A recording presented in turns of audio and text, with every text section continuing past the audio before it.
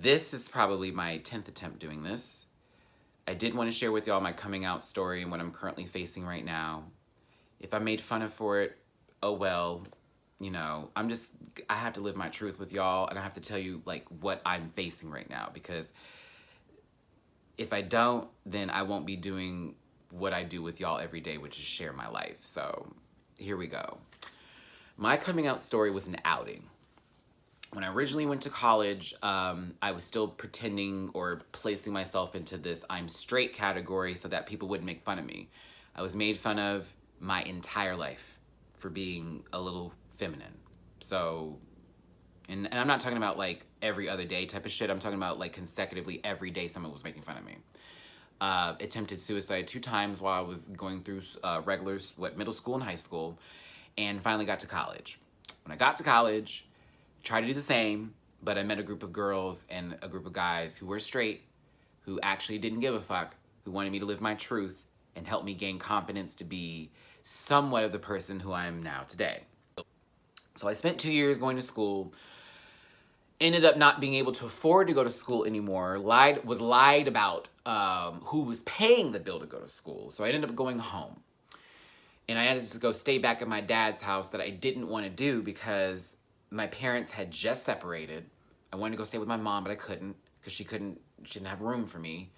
And my dad was, already moved his new girl in and, all that type of stuff. And he was still the same person. So I was so nervous and scared to be back in his house and have to lie and do everything I had to do over again. But I went right back to doing that.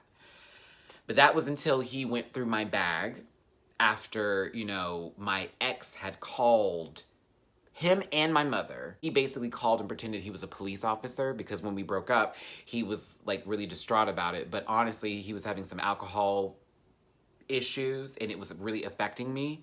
So me not being able to afford to go to school and having to move back to Houston was actually a blessing because it's probably saved me from some other shit that was gonna go down with him. But he called, pretended to be somebody else, lied to my parents. My parents were like, who is this guy, the guy you were living with in Arizona? He's saying that y'all were more than just friends, and I'm having to lie to them again about it until he finally reaches my phone and I'm able to call him on his shit. And then he admits the truth because he was pretending to be a police officer. He changed up his whole voice and everything. It was a fucking mess. A fucking mess. But he's a part of the whole coming out story. Him is a part of it because he was calling them every day, 10 times a day, on some craziness. Trying to ruin my life because I left Arizona and I was like, I can't do this anymore. I can't go to school out here. I have to worry about my career and my future. Everything was fine when I left, but girl, I got home and that was when it went down. Dad went through my bag. He found letters from boyfriends and exes that I've had. He found, my cell phone. He went through the pictures that I had on there. And, that was back when MMS was just beginning and girls was really starting to get them picture messages together. I was getting stuff. And I was 19 at the time, because, 2 years of school, 18, 19, 20. Yeah, 20 at the time. And he called every single person. He called every single person in my family. Matthew's a faggot. Matthew's gay. What should I do? Can we take him somewhere? Can we take him somewhere? I was getting probably the worst phone calls I ever got in my life, questioning me about everything, and it wasn't the love I got from the strangers who I met in my dorm. It was from family members and blood relatives. You know you're going to hell, right? You know that's a sin. You know, like, that. Do you have AIDS?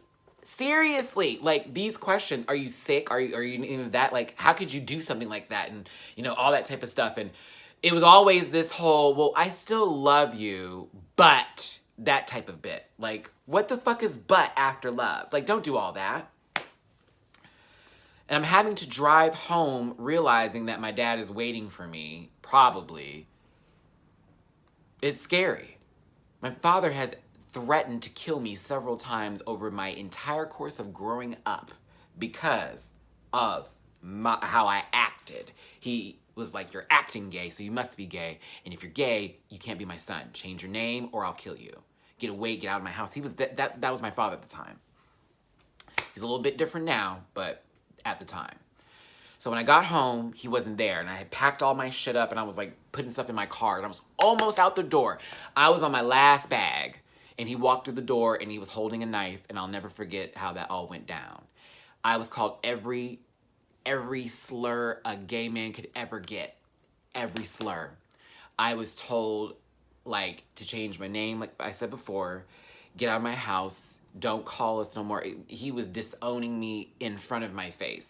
Then he started physically getting aggressive with me and pushing me because he told me later on he was just so angry, that's how he expressed it, but I thought the man was gonna kill me. So every time it came down to, what are you gonna do? Because he was like pushing me. What are you gonna do? What are you gonna do? He was putting that knife up. What are you gonna do? What you gonna do? What you gonna do? You know, I put my head through the wall. Swear to God, I put my head through the wall. We were in the upstairs billiards room, and I put my head through the wall. I pulled it out. It was bleeding. I said, Dad, if you think that I'm about to go back to what I just dealt with, for you and for anybody else, kill me now. I'd rather be dead than lie to myself and others again about who the fuck I am so you could be comfortable. So in that moment, we exchanged more words, and he just told me to get the fuck out, get the fuck out. I was like pulling my last bags, and then he opened my trunk and was trying to throw all my shit out the car. He's like, this is my car, it's in my house, you're not gonna do this. I said, no, this is my car. I earned this car. I worked for this car. It's my car. I got in my car, I loaded that shit up, and I drove, and I drove, and I drove, and I drove, and I just kept driving. I was still in Houston. I parked my car at a parking garage, and I went to sleep. I woke up that morning. I found a friend of mine who was available, who didn't have to go to work. I took a shower there. I stayed at their house for like a week while I was trying to get things together, and they then kicked me out because they were trying to deal with this relationship, and they felt like me being there was going to ruin their relationship, and they were sorry, but basically I was without a house or a home or a living place or situation for about 2 months. And I was living in my car. Because I didn't eat, because I never went in the trash to pick up food. I was pretty much at the point of saying I'd rather starve to death than have that happen, and that's the honest to God truth. It was bad, y'all, and my dad finally apologized to me. At this point in time, though, I had got a job while I was homeless and was just working my way up, and I just got approved for an apartment at this point in time when he finally jumped back in. But for the next 11 years after his apology, it would be still the worst relationship to ever have. And there would be moments of shine, but there would be way more moments of just complete, utter fuckery.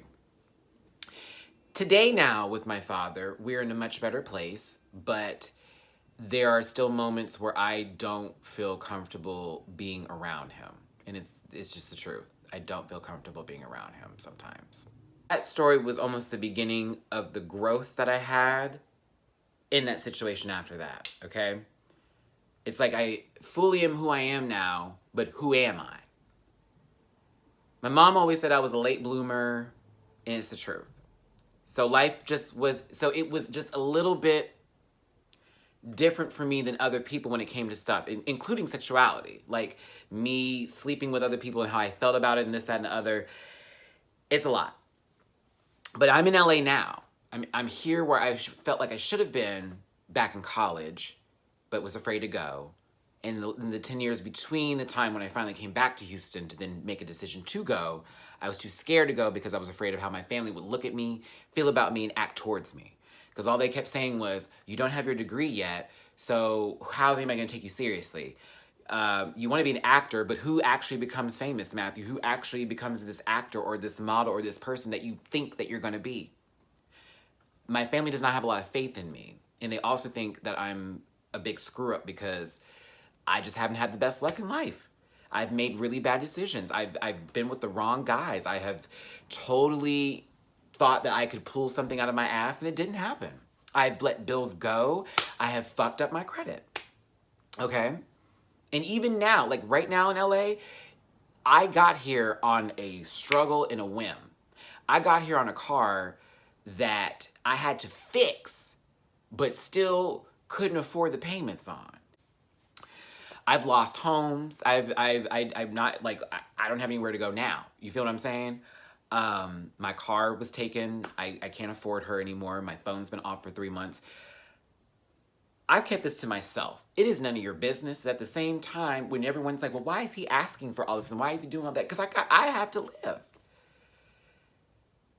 And I didn't want to go back to working at a job that was 9 to 5 again to deal with the shit that I dealt with last time, because when I did that, I didn't want to do YouTube. I didn't want to get on YouTube when I was working that 9 to 5 because all I could think about doing was getting home, going to sleep, getting food, and just living some other kind of life. And I hated every single second of it. I hated every single second of working at the bank, at customer service for T-Mobile, at any and every job I've ever had in my life. That was not what I'm doing right now. I hated every single second of it. The times I want to get internships or work on these for these companies with radio and media and stuff like that, I'm too gay. Where's the opportunity?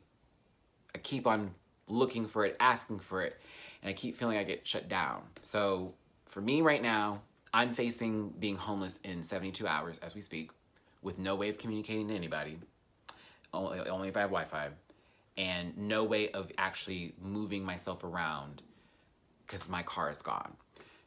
So I am ashamed. I'm embarrassed. I am at probably one of the lower points of my life because I at least had a car when I was hooked out and I had a job coming my way. But I'm